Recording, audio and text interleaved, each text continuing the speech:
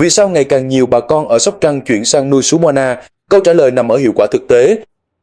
Trong bối cảnh thời tiết ngày càng diễn biến thất thường, việc lựa chọn con giống phù hợp đã trở thành yếu tố quyết định thành công của cả vụ nuôi. Tại Sóc Trăng, nhiều hộ nuôi tôm công nghiệp và quảng canh cải tiến đã mạnh dạn chuyển từ tôm thẻ, chân trắng và tôm sú thường sang sú Moana.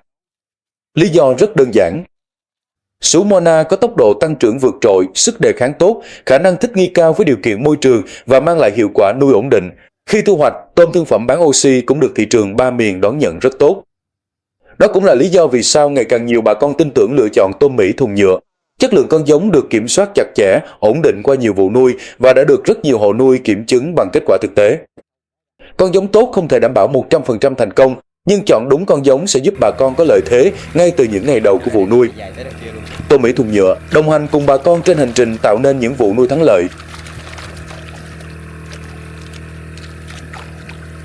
Có cua hả?